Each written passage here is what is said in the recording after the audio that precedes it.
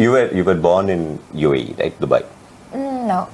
To correct that, I was born in Calcutta, but I kept shuffling around the globe based on whichever parents free. Okay. Yeah. Okay. And it's Muscat. It's a bit far from the concrete jungle we call Dubai. Okay. Muscat, Dubai. Yeah. At such a distance, it seems the same thing. I don't know. Sharjah, Dubai, Muscat, Bahrain, Kuwait. Didn't you get invaded by Iraq once? This is not going okay. I want no association of my birthplace to this. You were saying your birthplace was Kolkata. But you were indicating something else. Okay. Now you're agreeing to that you were born in Calcutta. I want to be far from assumptions, even in the context of Iraq. Sure. But you were born in Kolkata, but you wish you were born in, or you tell people you were born in Muscat. Depends on my mood. And you were then... And how I'm dressed. And how much you are clothed, how heavily you are clothed. Don't just talk the talk, I walk the walk. Okay. I'm more like I talk the talk to fit my walk. Fit the walk, right. Makes sense. Wow, a neuroscientist. This kind of qualifications that will come from a neuroscientist are very interesting. Not there yet. Again, another assumption. I'm a student researcher, so I call myself, even though I've graduated. Yeah. But I feel like I haven't funneled in on the expertise. Yeah. So I'm still learning. Right. So it's like the student phase. Maybe like 2-3 more years of drudgery. And I'd call myself a neuroscientist. We are going to call you a doctor from now. We are going to call you a professor. I don't have a thesis I defended yet. That's a smooth point by now. Right. But you started in a formative phase in Muscat, did you? And then you moved to Calcutta, and how did it work? It's very strange, but I'll walk you through this. Sure. Yeah. I did start. It's hard to say where did I start, even though like at the newborn phase does not really classify as the initiation factor, right? I think memories do. Memories. So I think first early prominent memory is of Muscat. You are right in Muscat. that. Yeah, the walls, the fridge. But I did grow up for the initial part of my life, which is the first few months in Calcutta, but shifted shortly after to Oman because Dad was freer. Yeah. But came back to Calcutta. Okay. So I've been tossing around. That is how my schedule looks. So in general, you were in Muscat, then you went to Kolkata, and you were kind of alternating between these two places. Yes. And to study, you came to obviously the obvious choice being Bhubaneswar KIIT. So you basically made the... That's a joke. She basically made the reverse journey of every Indian dream is to travel from the Gulf to Odisha. I like how this played out. The You're reversing brain drain, basically. You're getting the... I have actually never had it put that way before. Right. But that is quite the catchphrase. Yeah. I mean, you should stop with Bhubaneswar, because if you go further, like Balasore, Bhadrak, they're still up for your doctoral thesis. Writing in Chandikhol would be a little... No, I think I'll just wash out and down the peninsula into Expats. Maybe take an island this time. But I was also thinking, this is not, I mean, when I was thinking of what to ask you, one of the things that has happened with many of our guests actually, and which plays into a lot into our conversation pieces, is that, you see, this is actually true. A lot of people, like when we were growing up, we wanted to go to the West because we were seeing the West from all, our media was obsessed, the kind of movies, the best movies that were there. Even the Indian movies had very generous references of the West, being this uncritical references. However brief it would be uncritical. It would be like a place of opulence, this and that. Maybe culturally and morally critical, but not really critical in terms of the standard of living and the way that you feel living in the West, right? Right. So we were always very sure, because we also had these competing notions of loyalty to our place. So we were always thinking that, okay, how can we manage both? So it'll be like, we'll go for a couple of years, do your master's degree, PhD, and then come back and then do the entire Swadesh journey. So Swadesh, if you have watched that movie, no, which you haven't. Afraid not, sorry. My God, you failed on my list. You failed the list. You failed the Indian test already. But that was, Swadesh was somebody who moves as a scientist in NASA, Shah Rukh Khan's character, and comes back to India and kind of starts working here and stays here eventually, spoiler alert. But I think there's a reverse trend going on. So a lot of people who are born outside, they want to come back and do that brief stint in India. That may or may not be you, for instance. But for instance, I'm wondering, a bright person like you would have chances to go anywhere, right? Thank you. Including the Middle East, stay in the Middle East, right? Why would you choose India, and that too KIIT University in Bhubaneswar be your obvious choice, of course? You were looking at the Times higher education ranking, obviously, and you selected from the top 250 or 600. It was not as thoughtful as you put it. It was very mindless is how I ended up in Bhubaneswar. But the decision to stay in India is what I've been very thoughtful about and conscious about. Right. And this I adhere to willingly and uphold with most of my choices that I take right now. If I have an opportunity to go abroad for a conference, I would probably sit out and go for one in India. Why? There's a lot happening in our country. A. And B, I did have that early childhood influence that biased me for this choice. Along with tossing from Middle East to Calcutta, I was also tossing about the globe with my father. He was in a consultancy firm and he would have a conference in one new country every year. Wow. And I had the privilege of tagging along with him. Wow. So yeah, we did the east coast of America, we did Georgia, the country which I really loved, and we did up north, we did Europe, we did a lot of places. Wow. I did get a lot of exposure to the outside world, westernized that front, and at this stage that equips me with a whole range. Okay. And I can make a choice now.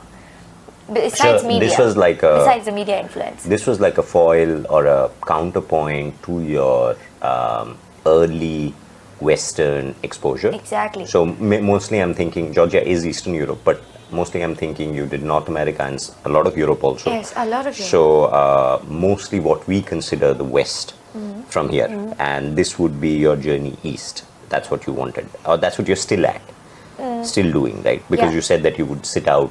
So considering that Middle East is the zero index reference of the longitude, I would be on the east of Middle East, not the west of Middle East. West of Middle East, that's true. That's my reference point. Okay. But in lines with that, I did consume a lot of media, as did all of us. And I think my dad did that part where he thought that he wants to shift westward based on the media that he consumed. And since he did the groundwork for me, I was already starting out at a point, at a longitude to the west of my media exposure. And that was very new. Okay, and then I got it. I started banking more on my naturalistic tendencies or my natural environment and not just the media. Well, you went full east when you came to Bhubaneswar. Let us just say you went a little too east, maybe. It acts like a recoil effect. Oh, I get it. Like because when you stretch it out too far on that side, the rebound's sharper on this side. So my dad kind of took me there, and very there, and very early on. I can empathize with your dad. Your dad had the right plans, but don't go there. I've just come from there, and that's not a fun place. I think you don't believe me, so you shall see. Well, come along. And quite early in my childhood, so that did leave an impact. That I'm still living off on. I'm still here in India. Still here. Choosing places for higher education here. Choosing places for. So you dropped the K in KIIT for IIT Delhi, and that just one drop. Another joke. One drop could. I think. I like that you're pointing it out like this is the point when I'm trying. This is like a 90s film where it's like the comedy is like punctuated. Like this is the funny This is part. what we studied in early literature. Reference to context, one of my favorite parts. But why? But tell me a little bit about. I'm very curious as to how people are looking into places like Bhubaneswar, studying at places like KIIT, how they're looking into it. Like, how does the world change? Does it become, for us, it's the other way around. We are at Bhubaneswar, we are trying to understand the world. But it kind of seems off script when the world is trying to understand us. It's not off script, but it's actually very curious. How do you react to a place like Bhubaneswar? Did you react throughout whenever you were there and now? How do you look at it? In 2 words, it would be an unexpected encounter. Yeah, but also. That's how you would describe a UFO. Well, to be honest, I did not really know that it exists on the map until my decision for colleges. Perfect. That was a bit sad of a trajectory, but our main sponsors are Odisha Tourism, by the way. Well, I have pointers for that, and they might actually be very willing to hire me, given the number of places I traced in that city. It's remarkable. So, like I said, unexpected, emphasis on the unexpected. Right. Because I did not know of its existence before. I did not come across media channels or anything. Yeah. But the college did, from an educational front, I think they did very well. KIIT in particular. The city.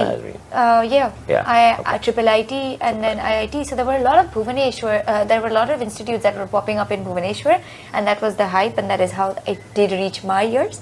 Yeah. And from looking from universities, I went to looking for places once I did land up there. And but this is also a revenge, you have to understand. For years of that regionalism, people have traveled to Kolkata for higher studies. Yes. You know, we are getting that Kolkata crowd. We've lived in the shadow, but now it's like such a bite back that it's taken over and it's at the spotlight. Yeah, of course, we are not going to go presidency, right? Why go to presidency when we can attend BJP colleges? It's modern, it's postmodern, it's contemporary. That's correct. And it is the hype of the era. It is, and it's good storytelling because it reverses the roles. So yeah, a lot of people actually from Kolkata do travel to Bhubaneswar. So much so that my classes were taught in Bengali. So much so, yeah, that classes were taught in. The majority was such that it was very seamless. The professors never really had to switch to English or Odia for that matter. I think 5 people from Bhubaneswar who were in my class were surprised. And we were very at ease. Yes. We didn't read this during the brochure that classes would be in Bangla. But we kind of took over, you know. Of course. That's a fault of Bengalis everywhere. You know, that's how we lost Puri to them. That's how we are still trying to find Puri. Reclaim Puri from these people, but yeah. I think it's more prevalent in our culture. Yeah, just like the holy visit, haven't you? No, Puri must. That happens in our household more than yours, I think. Yeah, we lost Puri definitely. We are at the verge of losing Chandipur to you guys, and Midnapur was a historical loss, so that's fine. You know, Midnapur was originally part of the. Yeah, of course. Of course, I am the evidence for your loss at this point. Oh, you're from Midnapur? No, but so I never knew that. No, I know people from Midnapur, but I never. Yeah, basically, Odia is just trying to be clever at it. You know, just clever at it. So so you came to KIIT University, and how did you find Bhubaneswar and KIIT University once you moved there? From a cosmopolitan sense, from a sense of somebody who has lived in Muscat, who has lived partly in Dubai, I think you were saying? No. I did. Partly in Dubai and Kolkata, obviously. Yeah, and a lot of places. Having studied at Ruby Park, DPS Ruby Park. And how did you come to see a place like Bhubaneswar? I think I was shocked to speechlessness to begin with. Explain that a little bit. It didn't look like the city structure that I was used to. My university was quite far away from the main city. Right. So when I did land up there, it was a lot of nowhere. And I quite felt not really stuck, but I could not place myself. You mean KIIT was KIIT. very far away from downtown? The main city, yes. And I did not have the city structure, so it took me a month to figure out the way about the architecture and the city architecture, basically. I couldn't for the life of me figure out what is it that a huge mountain or hill doing right outside my university, and they said that the city is on the other side. It's very dystopian in that case. And we got mountains. What are you? It's not a flat, unimaginative piece of bread like Kolkata. Sorry. Oh damn. Sorry. I must defend. I have to go back to Bhubaneswar. I must defend. This is mostly an audience in Bhubaneswar, so I must stick up for them. No, sorry. So you were you were amused and confused at amused and confused, yes, that's the phrase. The Eastern Ghats popping up behind the Right university. there. So right I'm there. driving, and one traffic light to the other, it's a U-dip. Yep. I'm not used to that. Yep. And that was surprising. And they said that the city's on the other side, but the city never shows up. It's just a lot of green fields. Like to keep it. It's like Vietnam, we don't want to get too much attention from especially aerial bombing. So we keep things rural till it suddenly switches up and becomes very cosmopolitan, by the way. Some parts It does. So that was the other shock that I ran into. I'm driving, and there's no city, and then suddenly there's a lot of traffic jam, but except for instead of cars, there are a lot of fauna on the road. Yeah. Cows and I am navigating with my dear life. I'm telling you. They are cars, they have their own I'm telling minds. you. The traffic should have posters at this point. I had bright ideas of well there. That's funny. And then comes the city. Yeah. And then you drive off further, like 100 kilometers off there, and then comes like a cliff and onto like a place where there's water as crystal as the sky. Yeah. So it's unexpected discovery. Yeah. It's unexpected. That's how you mean and it. it is an amalgamation of many things. What's the word for it? Terra nova, new earth. Terra nova. Terra nova. Oh, literally Latin. Yeah. So we're fancy where we come from. So we are. Yeah, we're not teaching classes in Bengali there. So we are teaching in Latin sometimes. Switch it up. That is Bhubaneswar is next year. So you have described it in a way that I haven't heard it being described, but I would also agree with you to the extent that a lot of people have intended to describe it the same way, that there are some things which are completely inexplicable about Bhubaneswar and that's also true of smaller cities. I think tier 2, tier 3 cities in India, is that they are not like a smaller subset of a bigger city. They are cities onto themselves. They have their own architecture. By the way, this undulating kind of landscape is one of the reasons it got chosen as the capital city, because it was completely empty, because this kind of rocky terrain was bad for agriculture. So most cities have developed around agricultural big towns having agricultural access. But when Odisha were after independence, when Bhubaneswar became the capital in 1948, I think, and one of the reasons was that it was uncultivated. And it was undulating land and stuff like that. But there's also a very interesting... That's very informative. Well, thank you. Great for the export-import business, because they clearly can't grow their own fodder. Listen. They have to get it from elsewhere. Calcutta, perhaps. Calcutta? What fodder are you growing in Calcutta? I'm telling you. No, we're not good at making our things, but we're very good at sourcing. Yes. Let me tell you that. Yes, you're one of the reasons why we had famines, by the way. Our source supply usually used to get, so a lot of grain used to go to Calcutta, but then used to not come back. Typical, I tell you, typical they're master hoarders. We have specialized warehouses for level 1, level 2, level 3 hoarding. I'm telling you, and that's how the same thing happened with Rasgulla. It went there, but it never came back. We are waiting on an update on that Rasgulla, but it never came back. So sounds like a black hole situation. They just get sucked in. It seems like a bad relationship. Like you know how to take, but you can't give. I can't do this all the time. But we're very sweet on the surface with all our... Yeah, that's how narcissists work. We have talked about. But it does bridge bonding. Yes. You're very charismatic. I'll give you that. It's not very transactional, our relationship, Bhubaneswar and Calcutta. Of course, it's not transactional because it's one way. You keep taking. This is not going well. I should go home and soon. And soon we are offending somebody. All the wrong way. And I was about to have a serious conversation about neuroscience. Became a culture war. But yeah, but I think that's a fantastic description of Bhubaneswar. I think you say that it's terra nova, you said that something happens in something, suddenly a city pops up, suddenly it's rural, and that is true. That is true to a great extent. Yes, I lived through those descriptions. I do describe it as Terra Nova, but no, I've lived the Terra Nova. Right. Is how it is at. Right. Also, the unexpectedness of it in the city architecture, how there's a hill popping up, a cow popping up, the greenery changing to a concrete jungle aspect. It's pervasive. It's there through all the pockets in Bhubaneswar. It just, the amalgamation sticks true. Absolutely. It also depends on, and I'll use your kind of context here. Yeah. Is that it depends on your perception. Like for instance, I'll tell you an example. What I mean by that. My grandmother, when she lived till 100, and 99, but we make it round it up to 100. So much for the math.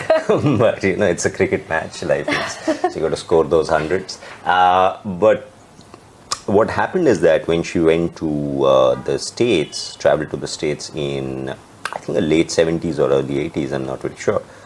It was the late 70s and early 80s, so she must have been around that age because she was. Anyway. So when she went there, so somebody asked her, and especially this was the time where 80s was the America was the biggest, thing that you could be to this promised land, and everybody was fascinated by it. There was no sense of, kind of resistance to it. So when she went there, she was asked, when she came back, she was asked, you went to America, oh my God, tell us more about it. And she was very tacit, not wanting to speak about it. Finally, when pressed to it, she said that, I don't know what kind of country that is because I didn't see one cow. And I loved that answer. Yes, I agree. I loved that answer. What kind of country is it? Did you kill them all? Yeah, what kind of country is it that the cows can't survive on the streets? I was like, yes, that's a good point. Great reference. Great reference. So when you see cows on our streets, it just means there's no nuclear winter and there's no major climate change. We are imaginative people who like to live. At the test phase, it's looking all good. Since we use animal models. Coming back to neuroscience. Your voice is sounding absolutely perfect. Well, Sarana, your voice is sounding absolutely perfect, which is a big concern. I'll tell you why. Because we have shot these podcasts where people are mumbling, including your your host, like mumbling, and we are like very skeptical of struggling with the phonetics. Yeah, struggling with the. No, India kind of trains me for that. India trains you for that? Yes. I think we mumble more in India, or we are more distinct. There's so many people, we'll never get our point across. Ah, that's true. We're always yelling. That's true. We never get our point across, but sometimes we're happy because most of us don't have a point. That you have, like most of us are not trying to make a point. I think it's a half-baked situation. Most of us have a point that runs out midway. Yeah, been there. What was I saying again? And sometimes the camera is running out midway. I'm sorry, I lost my train of thought. You were saying now as a neuroscientist, and I'll kind of we'll thread the conversation in a different way. Now that you look at your time in KIIT, particularly right now, you had a very... So KIIT has a lot of students coming in. That's true. From India, mostly Eastern India. It's a total surge. It's a global desi situation. It's a global desi situation.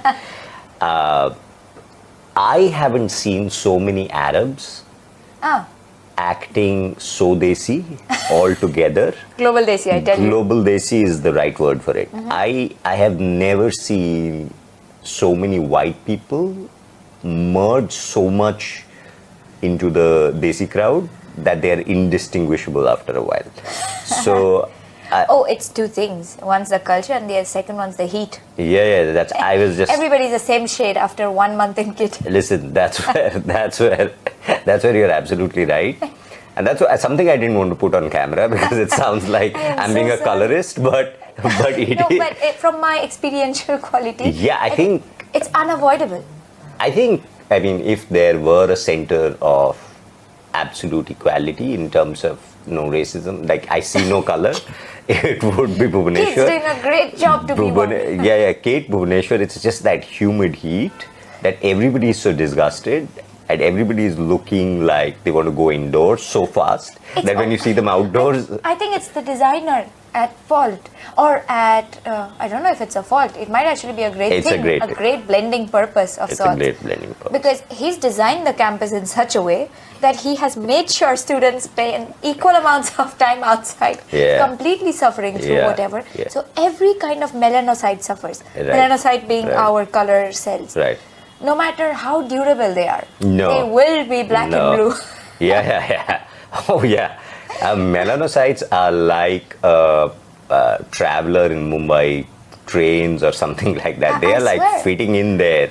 And all across the globe, melanocytes all across the globe are suffering like the same change as how the layout of the university is. Big melting pot, and when I mean melting pot, I mean due to humidity. Because it's an amazing. It's a melting pot of cultures too. Yes, also of people. Like literally, people are melting there. So are the cultures, because it kind of gets funneled into one streamlined. I have never seen people from all the stans, for example, Kyrgyzstan, Turkmenistan, become so desi so fast. Uzbeks, after one point of time, they tell me, kitna hua? Kitna hua, and do the head nod, where, kind of blend in.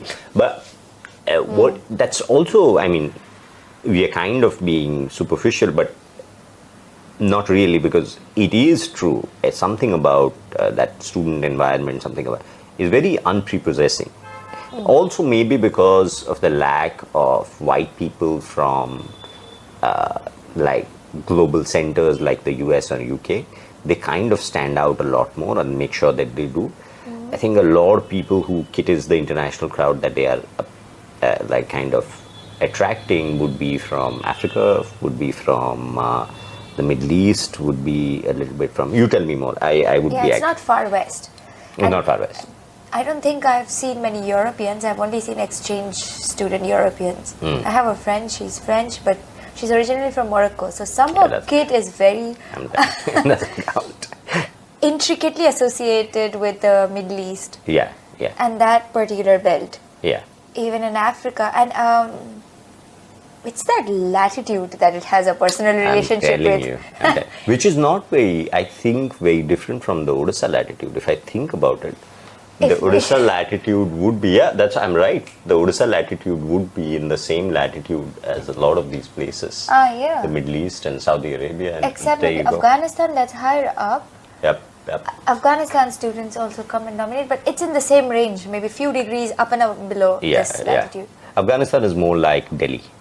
More like Delhi, where it's here. But it's that we have the tropic of KIIT to be. That's a great thing to begin with. I would agree to that. But what do you think? What is this tropic of KIIT which is so accumulating or so accommodating? And you now come into this environment. You make friends from. I have seen your friends. Your friends are. You speak a little bit of Arabic also. You speak a little bit of Arabic, and you kind of have friends from all over.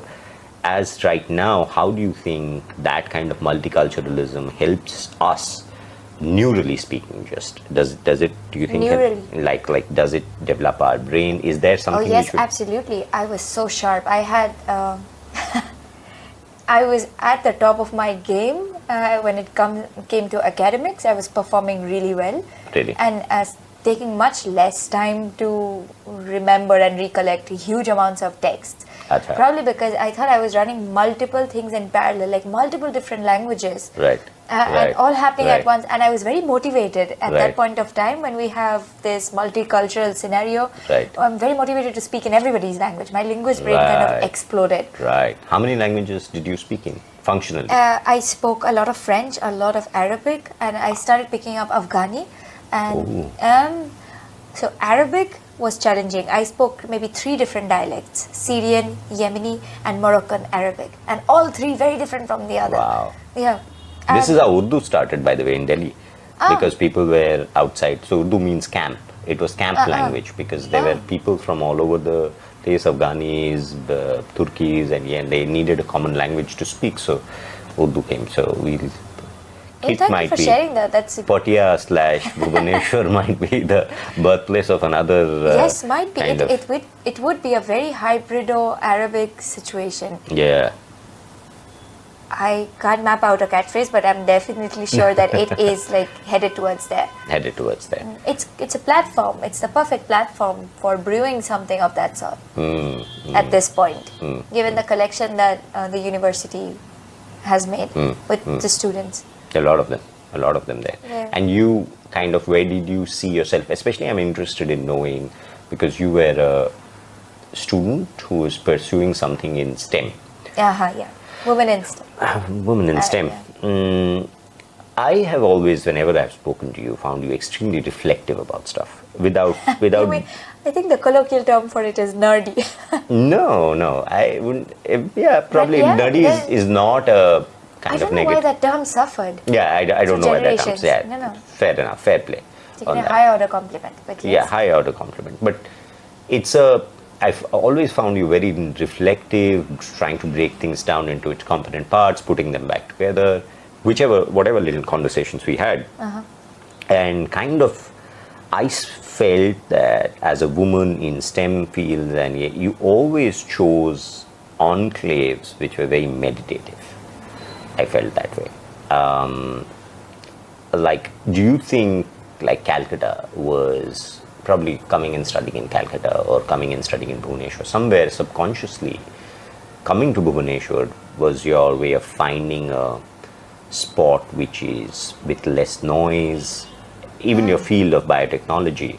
Like I don't think you like noisy environments, and you were mentioning that we have to speak over each other. I think that's a little bit of your peeve. Do you think a combination of STEM, Bhubaneswar, KIIT? The place has a big role to play, and that is a great probe for introspection, because as you ask, I am thinking in accordance to that, and I would agree, yes, I did prefer spending time. Even I would travel for vacations outside, but I would not be very happy with the way that I'm studying there or imbibing and acquiring information. I would always prefer going back to my university town, which is KIIT. It's sort of a university town. It's so big and it's very academic. I would prefer those areas for most of the learning that I did. And Calcutta, yes, it is the environment. The infrastructure is a map in itself. Of KIIT. Infrastructure of KIIT is a map in itself. That's correct. Anything. Whenever I interact with the external environment, the activity that I will be doing will have different levels of efficiency. And I think the infrastructure plays a huge role in optimizing and being very efficient in whatever activity that I'm taking on. And for academics, Calcutta and Bhubaneswar are absolutely amazing. I would not disagree to that. It's not just the calm environment, it's also very like-minded. I think it's the culture. And it's this Zen zone that the culture creates. It is a Zen zone. Yes. A Zen zone. I would agree with Calcutta and Bhubaneswar's characterization as a place where you can think a lot. Yes, and I can actually hear myself thinking in these places.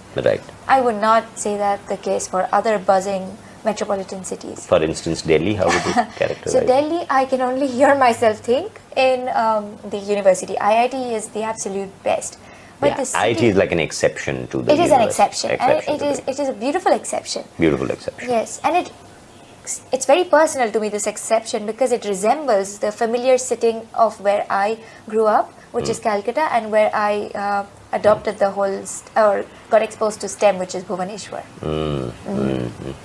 And Bhubaneswar has great beaches. We would take all our assignments to the beach. To Puri? No. We had, I'm not sure if you want to publicize this, but Chandrabhaga beach is absolutely. So Konark, basically. Yes. Yeah. Konark and the is stretch. a hidden gem. And the stretch between. So I think you mean the small, secluded stretch between. Yes. It's calm, quiet, beautiful, and very fueling. That's true. I think for a lot of reflection, and especially for you, and especially who is wanting to get into STEM and all these, even like when I talk to you, I feel you're philosophizing with science. Oh yes, it's like an intricate, intimate relationship. Like why you wouldn't be in the social sciences is because you would like evidence-based reasoning for philosophical questions. I always feel that. Not that there isn't. Not that there isn't in social science, but you see what I mean. Like it's it's probably easier for you to probe those questions from a STEM field. And the kind of environment that you would want is a quieter one. So actually, when I chose this sport, when I was thinking about whenever I'm interviewing somebody, I'm always thinking of creating a sport that I think would be most. So instead of doing it outside in the big living room and with people and there, so I thought a smaller room where you can basically hear yourself think and would be better. Did a great job, tuned me right in. Of course. I was in admiration of this actually. Yes. The shades and everything go really well. All pastel, very soothing. Oh, that's mostly mine. No, the house has different designs. Some corners are not as pastel as this one and not as naturalistic as this one. So great job. Yeah, this is my choice for blended in best absolutely. of We know our guests on this podcast. Well. So why I would ask you this question: why Delhi for someone like you? Because especially in your field, trying to be a budding neuroscientist. Places like North America, Canada, US, these are places where the major developments are taking place. Also, I'm sure some of them are happening in India, but if you're doing research, why not? Because you have the option of going there. Why not do that there? And just a cultural answer? Or no, there are levels to that. Especially in the internet phase, we have access to all of these interaction points, right? I could reach out to any professor that I want, but it is the work that really calls out to me, and I'm very passionate about what I'm doing, and the way that it is being tackled. So what spoke out to me was my current supervisor. He's a scientific thinker, and the way that he's going about his scientific inquiry really resonated with my aspirations. Tell us more of the scientific style of scientific inquiry. I don't think I've come across this, but he's looking at the arc of motor control. These are a lot of jargons, I know, but it's the cognitive control to our actions from a mind-wandering perspective. And it's something that happens to us every day in activities of our daily living. But he's choosing to study something so natural and so implicit and innately human to address points of control. So, do we assume at the end of this research, other than understanding more about how we control, there is also some mechanisms in which we can control things better? Is that a I think the fair ultimate aim? outcome that will outweigh the whole process is the application of it, where it does apply to our activities of daily living is what. And can you give us a glimpse of what we can do? Especially, like I have a lot of attention disorder. Oh, okay. And attention disorder is like IBS for your brain, irritable bowel syndrome. No, I think in the fast-paced, ever-changing world of now, the baseline is attention disorder. I don't think anybody has like zonal focal control like the monks. I think that is supernova. Not even monks, man. I am struggling. Sometimes when I'm looking at these reels and I'm like, I step out of the matrix and I'm like, wait, what did I begin with? And you press that and you're like, oh, that shitty thing. How did that get me from there to here? And it has no thematic coherence. Like I could have started watching the Ambani wedding, and ended up watching, Dolores Cannon talking about manifesting. I could, That's your digital flight of thought. Yes. Everywhere. Yes. Here, there, everywhere. Yes. But to come full circle to your question, and this is a long way of closing in on it, you could make a sandwich better. Sometimes we end up with the wrong spread because we're thinking of too many things. Our mind's decoupling from a sensory environment, right? That's a good way of putting it. You could make a sandwich better. That's true. I never thought of it that way. Such small little actions that this research has applied relevance in and significance in that really spoke out to me. And simple queries have the highest of the impact factors for me, which is why I reached out to him. And he was in IIT, which is a beautiful gem of a place as well. And it worked out, even though the city might be in contradiction. You secretly miss Bhubaneswar being I did, but I do have plans of going back. I'm in touch with the professors there, very close to them actually. Really? Then another field that I'm passionate about, and I didn't mention that before, is nanotechnology. Wow. Yeah. So you want biotechnology and nanotechnology? I did have nanotechnology. You're like an evil scientist who we have to develop a superhero to kill or some shit like that, I have the prototype. Yes, now background, I'm. appropriate background for that prototype. Yeah, I'm sure. Nanotechnology and biotechnology. That's the next villain, I'm telling you. I like Feynman. I love him. Really, Richard Feynman, Feynman. yeah. So, Very but wonderfully charismatic. I found out that he found out he's the one for the nanotech field after I chose nanotech, and that felt like a cosmic coincidence. So we'll cut this, and suddenly your hair has changed a little bit. So And we'll have have very few hair for it to change. So this is like the next frame. Your hair is no hand movement. Just no hand movement. That's how you do it. you've been it's all researching magic. all neurobiology that you have learned how to control your brain. That it just like shifts your hair into That would be the frontier of neuroscience. frontier of hair. That's actually where the money is at. If you can I think control so. your hair with your brain. Or control anything without touching it. I think Yeah. BCI, brain-computer interaction, Yeah. is looking at it. Playing chess without really moving. Yeah, touching they should it. talk to my girlfriend. They should. Controlling it without touching it is seems to be a Classic girlfriend classic situation. girlfriend move. So, this is obviously getting edited. I don't mean a word of it, We baby. could have a blooper one. I'm just saying this just for At this cam. point, it's very challenging. Just I for don't- viewership. So yeah, Anything you say will be held against held you. against you for the rest of your life. Marriage is like that. Would you be willing? Another one of my fun trips. Another fun neurobiological trips. I think I rewired my entire software there with marriage there. Wrong word. I think yeah. this is going to the blooper section. Yeah, no. Plan on floating one. No, should I have a blooper section? I You think must. a conversation has a blooper, doesn't have a blooper It section. would be a new take on. Everything should remain. How do we classify everything as anything as blooper? It's a conversation. It's pointless. The point of it is pointless.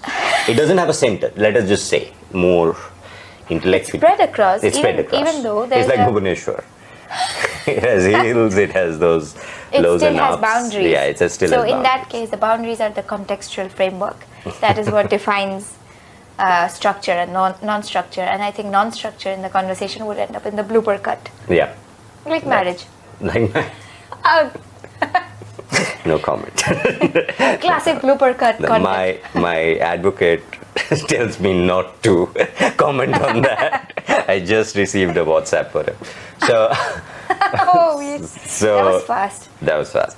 So he's on to all of these things.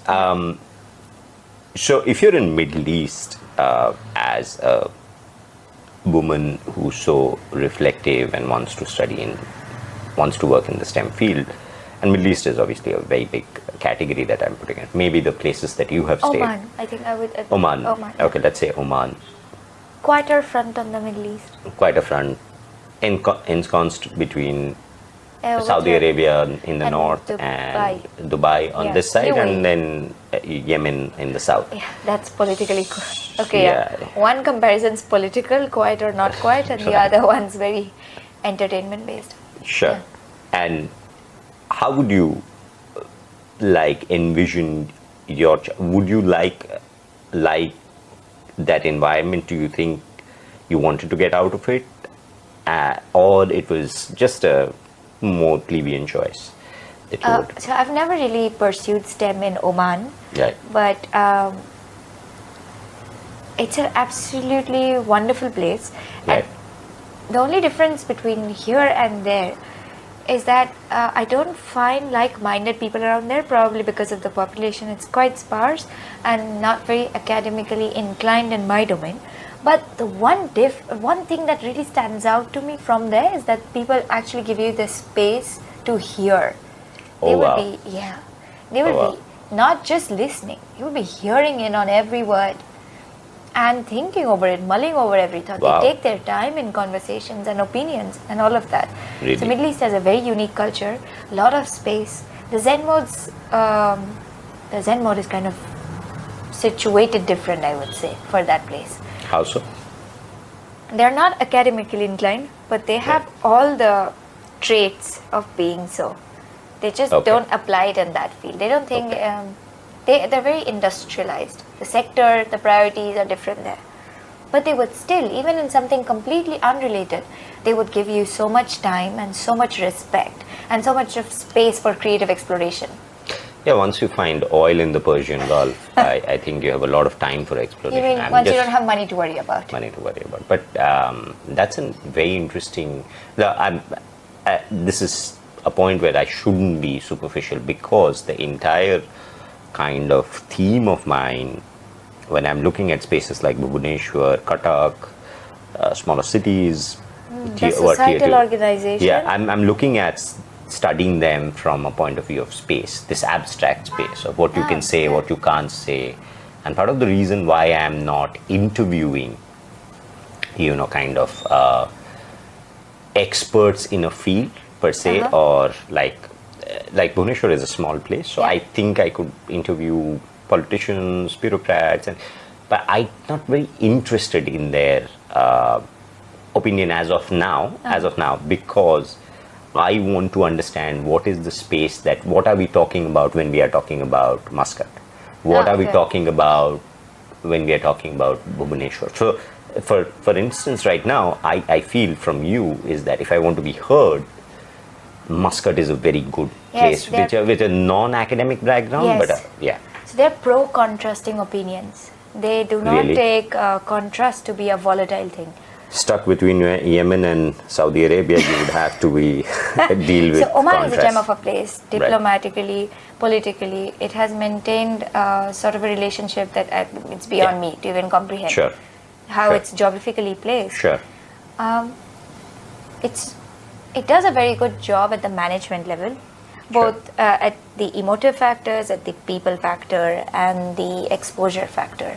So everybody regulates their emotions really well to be accommodating and accepting of a wide range of thoughts. They do accommodate a lot of people of different kind. And given in terms of space, there's no baseline. There's no such you can't say or you can say. Is it? You have lived in other places in Middle East? Yes. So my take on it is from an expatriate visa point of view. I haven't really lived with the Middle Eastern people. I'm only talking about Indians in the Middle East. So Indians the in the Middle East. expat pocket. Yes. I should have given you that briefing. Which is also a fantastic point, because we tend to behave different when we're in a different space. Yeah, absolutely. Oh, like we were waiting for it almost. We were waiting to exhale. Just give me the new world. I'll tell you, I have my give and take with the population, my fellow Odias in Odisha. We have a lot of, but when I meet Odias abroad, they are usually one of the most, can be sometimes one of the most perceptive, one of the most scientific, one of the most accommodating people that and there's a huge expat population of Odisha who has done exceedingly well. Not to name names, who were directors of stuff like that. They're not only professionally successful, but they have also done something which I think this new wave of Indian people should learn, is that they have looked at the West and they have let themselves be molded by certain aspects of it more openly than we would conceptually do right now. Like we would say that this is a loss of our Indianness, or this is a loss of our, if we become this Western, or this is becoming too Western, or this is becoming less Indian, they would have that. But they kept themselves open to certain kind of changes. And I'll be a little more concrete with my ideas, a little more. Is that, because this is very difficult to give a specific example of, but when I move to, with the expat population, they have a very different set of expectations, how you would act. Yes. Suppose you are in the US, how you would act as an Indian in the US. I have a point for that. A lovely Please thought. go ahead. But it's once we move out of the home space, it's like a default option in our body that switches on the expansive worldview option. It's like a trigger switch, and immediately, as soon as we're out of familiar settings, and familiar people boundary, we are very accommodating, and our worldview shifts. Yes. Wow. Yes. Good point. That's the perceptual apparatus at play, determining behavior. And suddenly something that we were previously not aware of being done would unlock a different sort of gesture and behavioral strain out of us. Makes sense. Makes sense completely. And it's also psychological to the extent that you don't feel that you are entitled to so many opinions, you know. So, like you are less accommodating because you just don't have that. You don't have that hill that you will die on. You know. Yes, a lot of people react to it differently as well. So it's a whole band with a huge range. But what is common amongst all of them, all of these changes in people, is that as soon as they're outside their home space, their worldview is not as similar as it was when they were in the house. That expansive worldview and what they do with it is the difference. Now they get to pick and choose. After a level of expertise or a few days of being there, they kind of choose their favorite idols or a way of surviving in that particular geographical area in the most efficient way. This can also sometimes work in a what I would consider a counterproductive way, because I'll tell you what, sometimes Odisha has become more liberal than what Odias think Odisha is outside of Odisha. Does that make sense? Like they think like, oh my God, you guys are living in, this is not directed. No, the lens is always clouded from distance. Yeah, you guys have live-in relationships in Bhubaneswar. How's that even possible? Why is there not a dharna outside? Oh, no. And you know, kind of whenever they move out with the distance, there's also the time gap, so they're not keeping up with that time. And there are a lot of updates, and maybe like 10,000 in this short duration. And it makes sense psychologically to keep home undisturbed. Like they would like home ground of home, to be idea of home. Where is home for you when you think of home? Where is home? It depends on the fridge, and both of them look similar in Muscat and Calcutta, so I think both. Wow, that's a good way. You're looking at where you would place the fridge. Comforting things. Where you would place the fridge. Spoken it's like the a same true fridge. Bengali. I should tell you, like I see the same layout in Oman and in Calcutta. It's indistinguishable, and it's surprising. Home is where the fridge is, refrigerator is. Wow, that's a very good way of putting and mine is in two places. Two places, so it's basically, if they look similar, they're quite like one. You don't know where you are, basically. You can step out in Muscat and start speaking in Bangla. You know, absolutely. So, from the fridge, I'll be eating fish. Do you guys cook? What do you guys cook at home, even in Muscat? The same things. If the fridge looking same, a lot of our food behavior. Which is what? What do you eat? Oh, what do I eat? To be so smart and... I think the omegas are right. I think my parents do a very good job at... Yes, the fish. A lot of fish. I also like... These are like local food. I take a lot of sattu. You take a lot of sattu? Yes. My God. A lot of porridge. Have you traveled east? And how the east travels through you. Yeah. And that's also... Wow, sattu. Yeah, that's good. Sattu is a great... I got very into sattu food because of KIIT Road. KIIT Road, why? Because there's a lot of sattu preparations available there. Oh yeah, litti chokha. Litti chokha from sattu. They're so innovative in KIIT Road now with the health perspective. If people don't know, the KIIT Road is like Sunset Boulevard of LA or... Just budget friendly.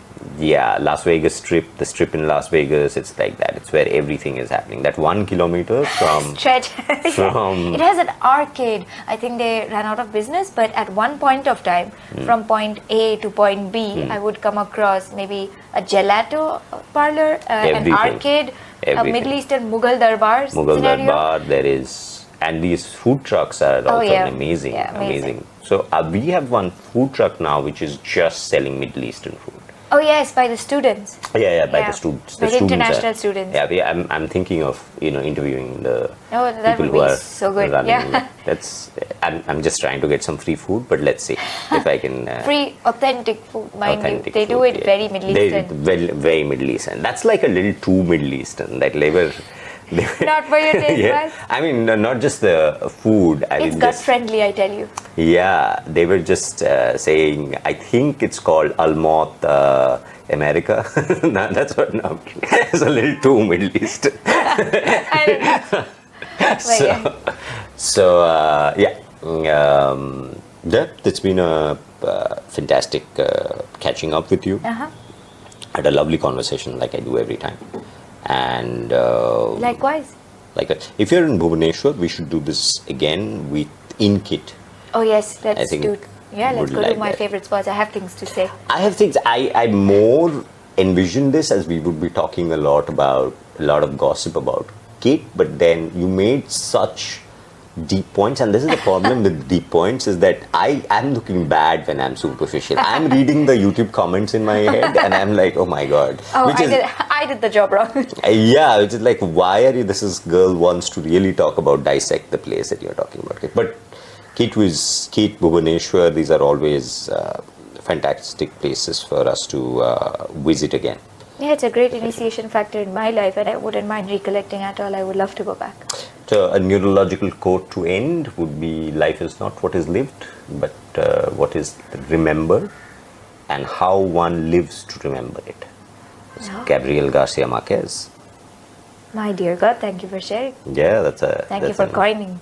Yeah, it's not what is happening in KIIT, but what we remember about KIIT, and how we manipulate our lives to remember KIIT in a certain way. Narratives live longer than the actual thing. That's true. And it goes on and on. And probably lives in a better shape. Context, yeah. Shape. Do you think that's what happens? That the narrative lives on its own in some kind of dimension? You kind of. I think if honey was the idea, narrative was the vessel to hold the honey. Sometimes the honey does dry out, but the vessel still stays. Yeah, Sticks the honey strong. dries out. All More right. concrete. All right. Sorry. Dicey point. But- Dicey point. Yep. Good. Okay. Who Odia. bujechi sabbu, but boli parini. Boli parini. We should have gotten you speaking In Odia. In Odia. Did you get that? No. Just speak a little more in Odia. What's the Odia that you claim you know? Eite asibuni. And with the knuckle. I think I picked up. You know, my thought she learned Odia. So she was Bengali. She thought she learned Odia, and she would say that I speak fluently. She would claim that she speaks fluently in Who are Odia. you talking about? My. My. Okay. My. What would? So she would say the entire sentence in Bangla, but just have one Odia word. So like Surendor tike sei gelashta uthi rakhi dena. Rakhi, and she would do this, not even an Odia there. She would change like one bit.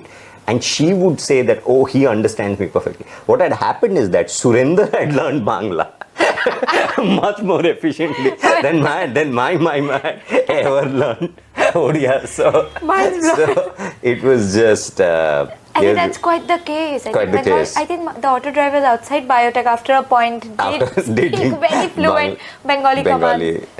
Edike jabe? Odike jabe na? In Puri, that's what happens. Oh, they just yes. assume by default you are from Bengal. Bengal. Sure, And right. that for me is like insulting, dude, because. Oh, so when you actually go there and the auto wala is like, esho, amar auto. Yeah, and they insist on speaking in Bangla even after I've spoken in Odia. It's like, oh no, you are confused. We know you are Bengali. It's like, no, brother. I am speaking in Odia with you, and you choose to reply in Bengali. That's what's wrong with it. Dominance. Exerted wrongly. You're rolling, right?